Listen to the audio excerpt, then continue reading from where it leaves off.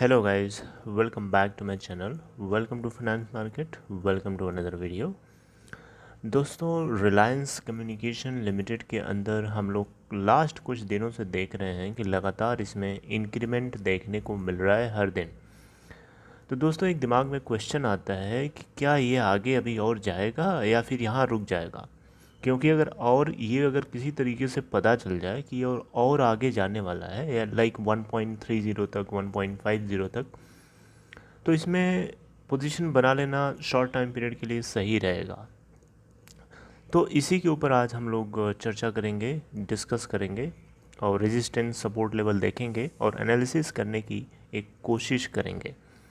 हालांकि 100% कोई भी नहीं बता सकता, लेकिन एक एनालिसिस को एक कोशिश करेंगे और उस हिसाब से हम लोग अपना एक पॉइंट ऑफ व्यू जानने की कोशिश करेंगे। तो बिगिन करने से पहले मैं आपसे दो रिक्वेस्ट करूँगा। पहली रिक्वेस्ट ये रहेगी कि चैनल को सब्सक्राइब करके बेल आइकन को तो हिट कर लीजिएगा, उससे आने वाली हर वीडियोस की नोटिफिकेशन आपके फ़ोन तक डायरेक्टली पहुंचेगी और आप उसे सबसे पहले देख पाएंगे। दूसरी रिक्वेस्ट ये रहेगी कि आप किसी अपने दोस्त को रेफ़र कर सकते हैं जिनको डीमेट ट्रेडिंग अकाउंट ओपन कराना है।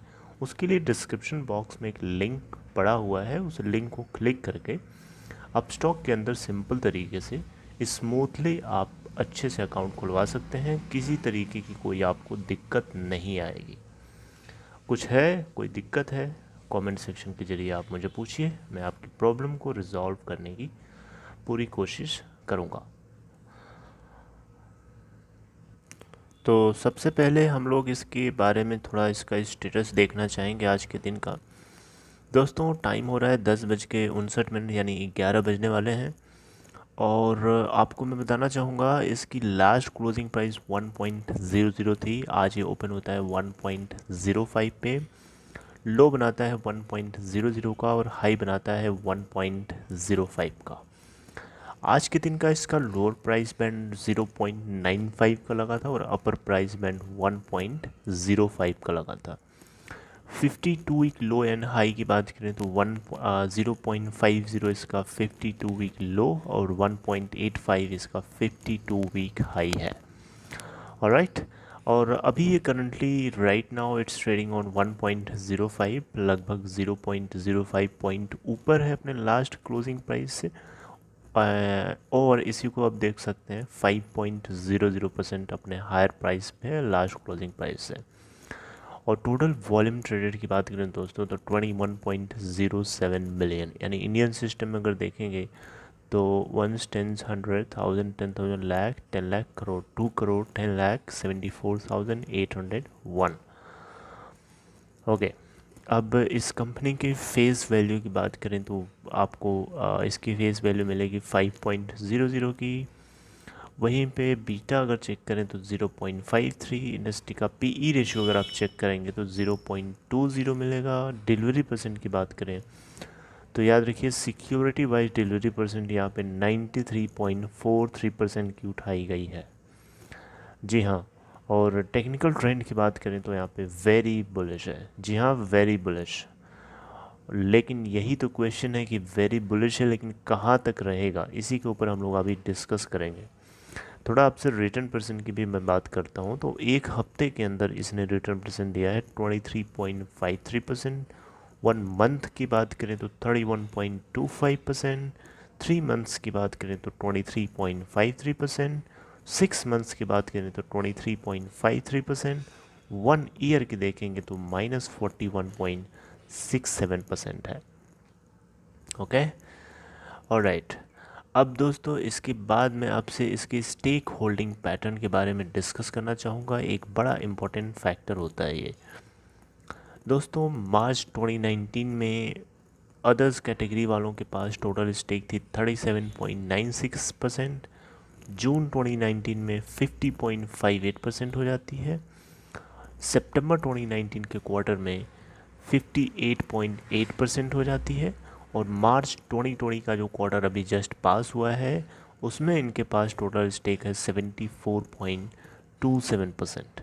अदर्स कैटेगरी में वो सारे स्मॉल टू मीडियम सब इन्वेस्टर्स आते हैं। तो एक तरीके से देख सकते हैं यहाँ पे स्टेक सबसे ज़्यादा इन्हीं की है और वो बढ़ती जा रही है। तो यहाँ पे अब इसको चलाने वाले कौन हुए? स्टेक माइनॉरिटी स्टेक होल्डर्स हुए ना एक तरीके से। यहीं पे अगर मैं अब बात करूं अगर प्रमोटर्स की, तो प्रमोटर्स के पास मार्च 2019 के क्वार्टर में स्टेक 22% की थी, जिसका 22.06% गिरवी था। जून 2019 में इनके पास स्टेक 22% ही होती है, लेकिन वहाँ पे जो प्लेजिंग है वो 22.05% की हो जाती है। सितंबर 2019 के क्वार्टर में 10.48% की स्टेक होती है प्रमोटर्स के पास, जिसका 46.29% गिरवी था। मार्च 2020 का जो क्वार्टर निकला है इसमें प्रमोटर्स के पास स्टेक है 5.18%, जिसका 0% गिरवी है, यानी गिरवी नहीं है इस बार। यहीं पे एफआईआईज़ के स्टेक की बात करें तो कंटिन्यूसली आप देख सकते हैं मार्च 2019 के क्वार्टर में 31.77% थी, जून 2019 के क्वार्टर में 19.68% हो जाती है, और वहीं सितंबर 2019 के क्वार्टर में 25.67% हो जाती है, वहीं मार्च 2020 के क्वार्टर में 17.43% हो जाती है। अब मैं DIIs की बात करूं, डोमेस्टिक इंस्टीट्यूशनल इन्वेस्टर्स की, तो यहाँ पे इनके पास 8.26% की स्टेक रहती है मार्च 2019 में, फिर 7.74% होती है, फिर 5.05% होती है, और फाइनली मार्च 2020 में 3.11% की स्टेक हो जाती है।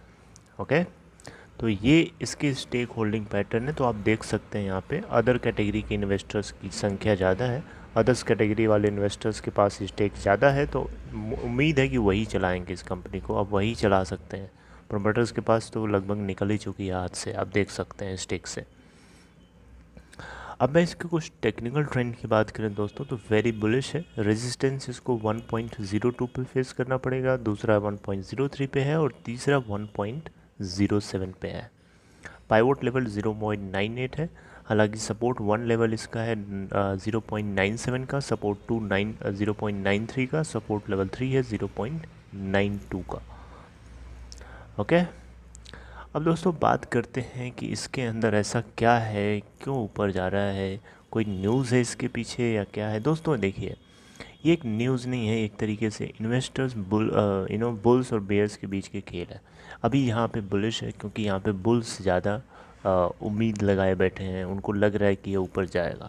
दोस्तों यहाँ क्वेश्चन आता है दिमाग में कि क्या ये ऊपर और जाएगा 1.40 तक, 1.50 तक, ताकि इसमें हम लोग पोजीशन बना सकें, राइट। तो दोस्तों अब से मैं बताना चाहूँगा कि अभी यहाँ पे इस तरीके की कोई न्यूज़ नहीं है, कंपनी के लिए कोई पॉजिटिव खबर नहीं अभी तक आई है, नेगेटिव खबर ही है। तो इस बीच में आप ये मान के चलिए कि यहाँ पे बुल्स और बीयर्स के बीच की फाइटिंग है। अब ये यहाँ पे बुल्स लगभग एक तरीके से समझिए एंड हो रहे हैं। ज़्यादा से ज़्यादा मुझे ऐसा लगता है कि 1.05 पे आ जाए, हो सकता है 1.10 पे रहे कल, उससे वो आगे हो सकता है 1.15 पे चला जाए, लेकिन मुझे नहीं लगता है कि 1.20 या 1.25 को ये क्रॉस कर पाएगा। अब इसकी रिवर्स डायरेक्शन शुरू होने वाली है। तो अगर आप यहाँ पे पोजीशन लेना चाहते हैं तो मैं आपसे कहूँगा आपकी सिक्योरिटी और सेफ्टी के लिए कि प्लीज़ आप अभी रुक जाइए, ठीक है। आप अपने आप को अभी कंट्रोल करिए, क्योंकि ये अब लगभग अपने एंडिंग अपर सर्किट लगना इसमें लगभग ख़त्म होने वाला है। ऑलराइट, तो अब डाउन सर्किट की तरफ ये मूव करेगा आने वाले टाइम में। तो वहाँ पे आपको केयरफुल रहना है कि जब ये 0.70 या 0.80 के आसपास आ जाए, इन दैट सिचुएशन आप स्टॉप लॉस लगा करके 0.05 का या 0.10 का आप इसमें अंदर पोजीशन बना सकते हैं, थोड़ी देर के लिए होल्ड कर सकते हैं। फिर आप इसमें अगर पॉइंट्स आपके क्रिएट हो रहे हैं, कुछ मार्जिन क्रिएट हो रहा है, फिर आप इससे एग्ज़िट हो सकते हैं। लेकिन right now it's not sure and certain कि ये 1.05 से 1.50 तक जाएगा या नहीं जाएगा, क्योंकि ऐसा बहुत बार ये हो चुका है, और ऐसा नहीं कि ये हो चुका है तो ऐसा होगा। There is not certainty about that, it's not sure. maybe it can cross 1.25, 1.30, 1.45 भी क्रॉस कर सकता है, 1.5 भी क्रॉस कर सकता है।